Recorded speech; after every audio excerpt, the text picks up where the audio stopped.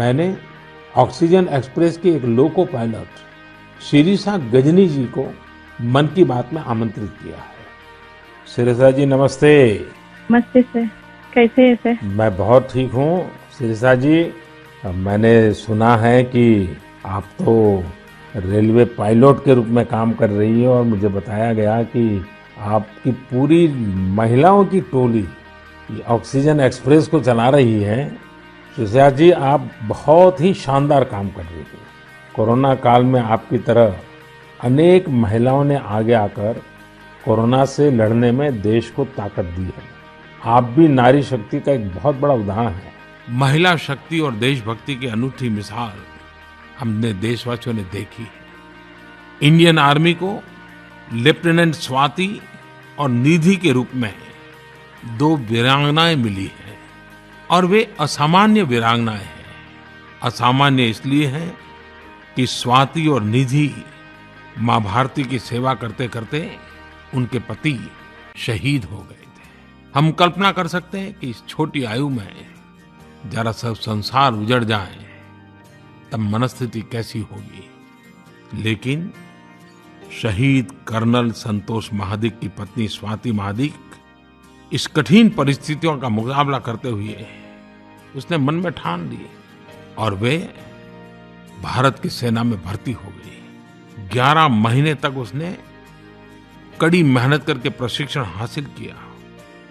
अपने पति के सपनों को पूरा करने के लिए उसने अपनी जिंदगी झोंक दी।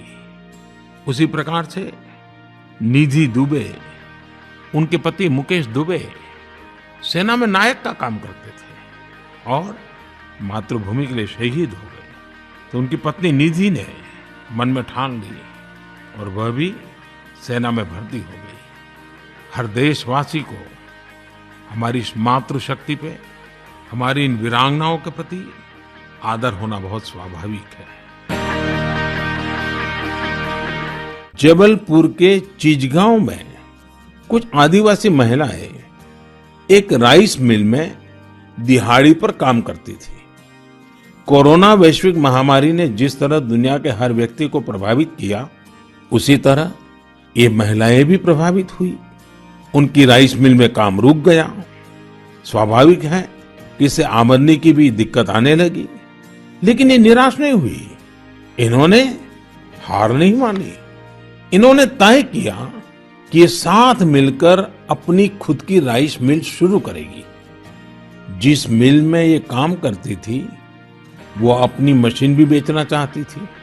इनमें से मीना रहंगडाले जी ने सब महिलाओं को जोड़कर स्वयं सहायता समूह बनाया और सबने अपनी बचाई हुई पूंजी से पैसा जुटाया। जो पैसा कम पड़ा उसके लिए आजीविका मिशन के तहत बैंक से कर्ज ले लिया। और अब देखिए, इन आदिवासी बहनों ने वही राइस मिल खरीद ली जिसमें वो कभी काम किया करती थी। आज वो अपनी खुद की राइस मिल चला रही हैं। इतने ही दिनों में इस मिल ने करीब 3 लाख रुपए का मुनाफा भी कमा लिया है। इस मुनाफे से मीना जी और उनकी साथी सबसे पहले बैंक का लोन चुकाने और फिर अपने व्यापार को बढ़ाने के लिए तैयारी कर रही हैं। मध्य प्रदेश के अगरोदा गांव की बबीता राजपूत जी भी जो कर रही है उससे आप सभी को प्रेरणा मिलेगी। बबीता जी का गांव बुंदेलखंड में है। उनके गांव के पास कभी एक बहुत बड़ी झील थी जो सूख गई थी। उन्होंने गांव की ही दूसरी महिलाओं को साथ लिया और झील तक पानी ले जाने के लिए एक नहर बना दी। इस नहर से बारिश का पानी सीधे झील में जाने लगा। उन्होंने कमल की नाल से धागा बनाने का स्टार्टअप शुरू किया है। आज उनके इनोवेशन के चलते कमल की खेती और टेक्सटाइल में एक नया ही रास्ता बन गया है। अच्छा, मुझे बताया गया है पूनम जी कि आपने आउट ऑफ द वे जाकर लोगों का टीका लगवाया। ये क्या कल्पना आई आपके मन में, विचार कैसा है और कैसे किया आपने? हम लोगों ने, पूरी टीम ने संकल्प लिया था कि हम लोग एक भी व्यक्ति छूटना नहीं चाहिए। हमारे देश से कोरोना बीमारी दूर भागनी चाहिए। मैंने और आशा ने मिलकर प्रत्येक व्यक्ति के हम लोगों ने गांव वाइज ड्यू लिस्ट बनाई। फिर उसके हिसाब से जो लोग सेंटर में आए उनको सेंटर में लगाया। फिर हम लोग घर घर गए हैं सर। फिर उसके बाद जो लोग छूटे हुए थे, जो लोग नहीं आ पाते सेंटर में। कर्नाटक के सितवा जोड़ाती की है। इन्हें महिला सशक्तिकरण की देवी ऐसे ही नहीं कहा गया है। पिछले 3 दशकों से बेलगावी में इन्होंने अनगिनत महिलाओं का जीवन बदलने में महान योगदान दिया है। इन्होंने 7 वर्ष की आयु में ही स्वयं को देवदासी के रूप में समर्पित कर दिया था, लेकिन फिर देवदासियों के कल्याण के लिए ही अपना पूरा जीवन लगा दिया। इतना ही नहीं, इन्होंने दलित महिलाओं के कल्याण के लिए भी अभूतपूर्व कार्य किए हैं। उनके बच्चे Chinnaveerampatti panchayat union middle school में पढ़ते थे। ऐसे ही एक दिन स्कूल में अभिभावकों के साथ मीटिंग में ये बात उठी कि कक्षाओं और स्कूल की स्थिति को सुधारा जाए, स्कूल इंफ्रास्ट्रक्चर को ठीक किया जाए। तायम्मल जी भी उस मीटिंग में थी। उन्होंने सब कुछ सुना। इसी बैठक में फिर चर्चा इन कामों के लिए पैसे की कमी पर आकर टिक गई। इसके बाद तायम्मल जी ने जो किया उसकी कल्पना कोई नहीं कर सकता था। जिन तायम्मल जी ने नारियल पानी बेच बेचकर कुछ पूंजी जमा की थी, उन्होंने 1 लाख रुपए स्कूल के लिए दान कर दिए। वाकई ऐसा करने के लिए बहुत बड़ा दिल चाहिए। स्वच्छ भारत अभियान के अंतर्गत झारखंड में लगभग 15 लाख महिलाओं ने, ये आंकड़ा छोटा नहीं है, 15 लाख महिलाओं ने संगठित होकर 1 माह का स्वच्छता अभियान चलाया। 26 जनवरी 2018 से प्रारंभ हुए इस अभियान के अंतर्गत मात्र 20 दिन में इन महिलाओं ने 1,70,000 शौचालयों का निर्माण कर एक नई मिसाल कायम की है।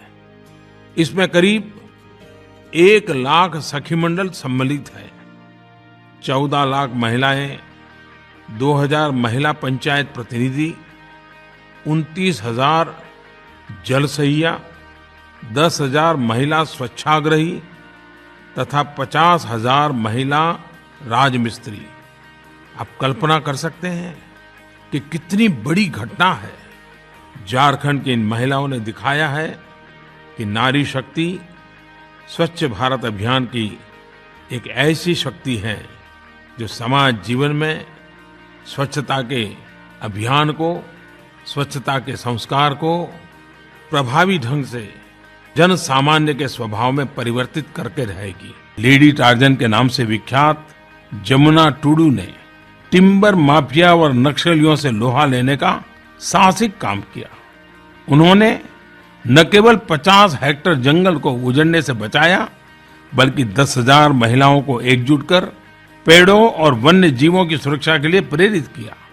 ये जमुना जी के परिश्रम का ही प्रताप है कि आज गांव वाले हर बच्ची के जन्म पर 18 पेड़ और लड़की की शादी पर 10 पेड़ लगाते हैं। 105 साल की उम्र में उन्होंने फिर स्कूल शुरू किया, पढ़ाई शुरू की।